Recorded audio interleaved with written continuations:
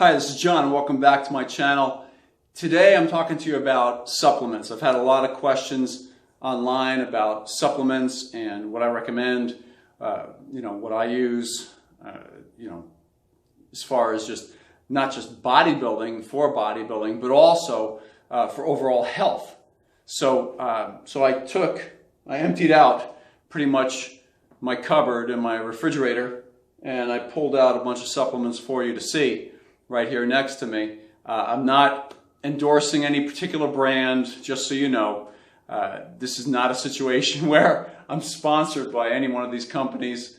At one point or another I have been, but these are just the real. This is just the real about what I purchase or have on my property right now today. It doesn't necessarily mean that I would stay with the same exact brand, but this is what's in the cupboards and the refrigerator today. So I say refrigerator because some of them belong in the refrigerator after you open them up. Multivitamins, when it gets hot in Southern California, enzymes, multivitamins, probiotics, I don't leave out at room temperature. Cod liver oil, you're about to see all of it. So I've separated them out right here next to me between the performance or the bodybuilding type supplements and more of the health, the kind that I would use for overall health. Without health, you got nothing. Forget bodybuilding. Without health, if you're not walking around healthy, then, forget about gains. Forget about having any concern about muscle or how you look. That's the last of your concern. Okay? So when it comes to just general overall health, I have right next to me three basic ones that I use. Lemon flavored cod liver oil. Have it every single day. Okay? It's awesome. Overall, anti-inflammation. Overall, very good for the good cholesterol. Very good for, again, immune system health. So I'm just naming a few things, but these are just some of the things that I personally use. Multivitamin mineral. Without a multivitamin mineral, you're not getting everything in all of your food. In our country, I don't know what part of the world you're in, but in our country, the soil has been raped in a lot of areas, and no longer does the soil contain all of the nutrients that are necessary for our bodies to have great health. So by, reusing the same soil over and over and over again and not rotating crops, generally that's what happens. So I supplement just in case with a good food-based, by the way, food-based multivitamin mineral. And lastly, again, for overall health, probiotic. I like a good probiotic supplement. Feed the floral gut bacteria, in the gut bacteria, I should say. Feed it properly. Overall health. Your gut is your immune system, so feeding it properly. If you're not going to use a probiotic of some sort, then you do need to be supplementing, with some sort of, sauerkraut, some sort of, I hate sauerkraut, so I don't eat that stuff. Some sort of sauerkraut, some sort of bacteria-laden food, good yogurt all day long, that type of thing. But again, this is just my basic three for overall health, and I would even throw into that magnesium. So a good magnesium supplement. This one is magnesium citrate based. I know that the other kinds, there's a couple other magnesiums. This one in particular, if you have too much of it, you get a little diarrhea. So not the best as far as if you overdose on it. Just the right amount, you're doing just fine. But glycinate, magnesium glycinate is the best. It's just nasty tasting. In my world, I'd rather have this one and settle for a little, I give a little bit in that regard. So when it comes to performance, when it comes to overall training, I have a few supplements right here that I'm going to mention to you. For me, it's very important. Creatine monohydrate. This is a micronized creatine monohydrate. it's been the most researched supplement of all time, by far and away. I buy it in bulk. I like it in bulk. You know, again, a lot of you guys are going to nitpick, and you know, you're going to say, well, you know, you like to have this certain type of creatine, that certain type of creatine. Fine, go ahead and use that type of creatine. Absolutely fine. I've used, you know, the German kind. I've used, you know, Creapure. I've used this kind right here. Both micronized. I've gotten the same results either way. So I like creatine monohydrate, just straight micronized creatine monohydrate. Have it every single day, and then you know, I cycle off of it for a little while, even though latest research says you don't have to cycle off of it. But I like it nonetheless. Creatine monohydrate. Again, the most heavily researched sports supplement, I believe, of all time, right here, and proven to work, increases your muscle volume.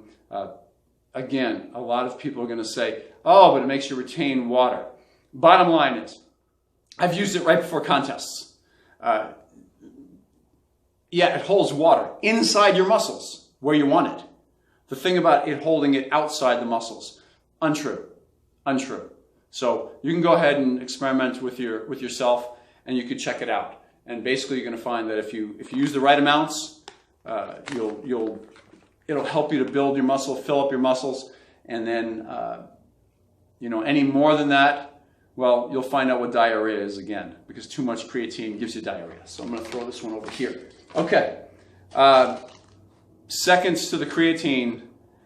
In my world, right here, digestive enzymes. Digestive enzymes, you may have heard me on some other videos talking about it. Digestive enzymes are so very important for breaking down protein, especially as you get older. If you're around 20 years old, you don't need this. I don't recommend anybody, you know, in the early 20s using enzymes. It doesn't really make much difference, okay? But as you get older, enzyme productivity tends to drop in a lot of people, and so therefore I go ahead and I supplement with some good HCl, breaks down protein, does a good job of it, assists in the digestion of protein. So it doesn't matter how much protein you're taking in, if you're not breaking it down, you're unable to digest it. So enzymes help to break it down and digest it. And I'd be remiss if I didn't go ahead and mention this bad boy right here much earlier, but protein. So protein powder. I'm a basics guy. I don't mess around with, you know, isolate versus concentrate versus casein at night, day. It doesn't matter to me. I usually have it as part of a meal. So that's why I have a basic grass-fed or pasture-fed protein. To me, that does make a difference. I want the one that's going to be pasture-fed or pasture-raised or grass-fed protein.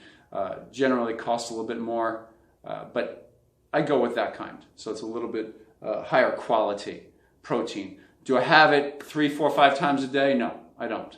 I use it as a meal, supplementing some of my meals. Usually it's part of my breakfast. I use it as a protein source in my breakfast. I mix it right in with my oatmeal, and you know, because I'm not a big egg eater.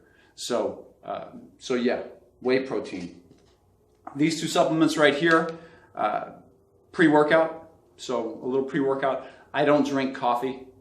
So if you do drink coffee, it's absolutely insane to double up on it and have coffee plus pre-workout. You've just shot yourself and your nervous system straight through the roof. So I don't believe in doing that. But hitting a certain amount of caffeine, you know, before a workout. Again, you may have seen some of my videos. I train early morning, very early morning. So getting a little bit of a kick is helpful.